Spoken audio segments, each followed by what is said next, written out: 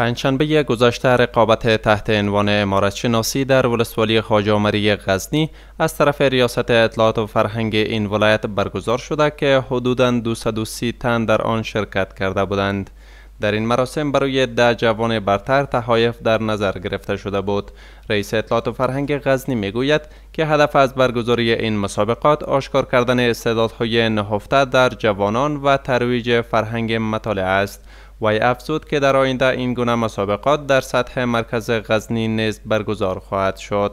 هدف مو دا و چې د دې ترڅنګ په دغه سیالیو کې مو تقریبا دښمن په تیرو شلو کلونو کې د ځوانانو ډیر د فکر خرابولو لپاره بیلابیل برنامې په لار اچولې دي. ډېرې پروژې مستقیما امریکایانو پیارټیګانو یا سفارتو دلته په لار اچولي. په هغه وخت کې خو موږ ته نه معلومې دي، خو اوس چې موږ اسنادونه وینو د کفر کسانو یا په اصطلاح کفري یرغلګرو داسې برنامې اچولې چې په هغه په ظاهره باندې په اصطلاح یو چاکلیټ و، ولې هغه په اصل کې د موږ د ځوانې ټولنې لپاره یو زهر و. بناءً د ځوانانو د فکري اهدافو د تعقیب په موخه، همدارنګه د ځوانانو د علمي پیاوړتیا په موخه بل هدف مو دا و چې ځوانان علمي پیاوړتیا ترلاسه کړي.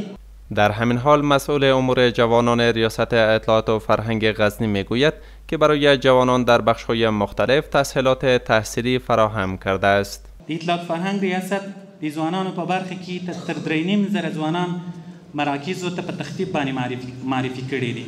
شرکت کنندگان این مسابقه نیز از برگزاری چنین مسابقه خرسند هستند و میگویند که با شرکت در این مسابقه اکنون عمارت را به خوبی شناختند و از شفافیت امتحان نیز راضی هستند. ما از این کتاب خیلی شناختیم که عمارت اسلامی میتونه از نظر اقتصادی و سیاسی و اجتماعی و هم فرهنگی میتونه کمک‌های بیشتر کنه.